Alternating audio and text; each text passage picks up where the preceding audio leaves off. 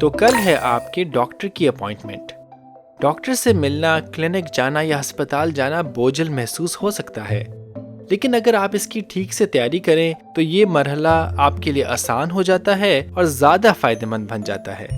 اپنے آپ کو تیار کرنے کے لیے ان ہدایات پر ضرور عمل کریں۔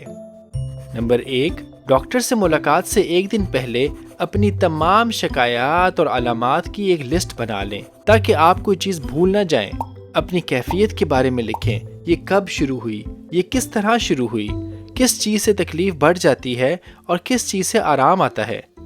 اس کے علاوہ وہ سوالات بھی لکھیں جو آپ ڈاکٹر سے پوچھنا چاہتے ہیں۔ نمبر 2، اپنے تمام میڈیکل ریکارڈز، فائلیں اور کاغذات کو ساتھ لے کے جائیں۔ یہ بہت ضروری ہے کہ آپ کے ڈاکٹر کے پاس آپ سے متعلق تمام معلومات موجود ہو تاکہ وہ صحیح فیصلہ اور علاج کر سکیں۔ گھر میں آپ نے جو بھی چیک اپ کیے ہوں جیسے کہ اپنا بلڈ پریشر یا شوگر، تو اس کی لسٹ بھی اپنے ساتھ لے جائیں۔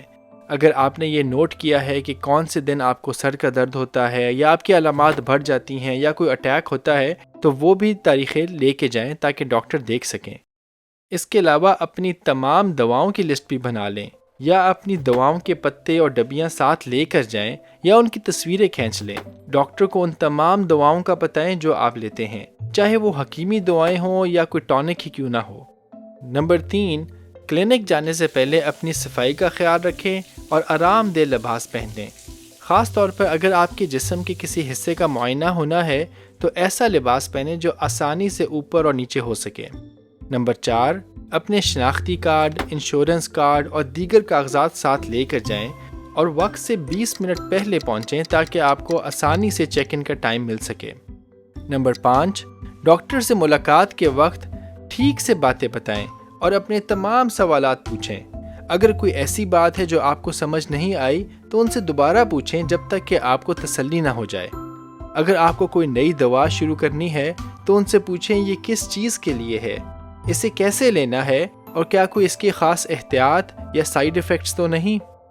یاد رکھیں، آپ کا ڈاکٹر آپ کی مدد کے لیے ہے۔ اچھی طرح تیاری کرنے سے اور صحت کے معاملے میں سمجھ بوجھ رکھنے سے آپ کی ڈاکٹر سے یہ ملاقات بہت فائدہ مند اور بہتر ہو سکتی ہے اور آپ اپنے علاج کے معاملے میں پر اعتماد ہو سکتے ہیں۔ کیا آپ جاننا چاہتے ہیں کہ 40 برس کے بعد کون سے ٹیسٹ اور چیک اپ کروانے چاہیے؟ مزید جاننے کے لیے ہماری اگلی ویڈیو دیکھیں۔ صحت مند رہیں اور صحت مند رہنے میں دوسروں کا بھی ساتھ دیں۔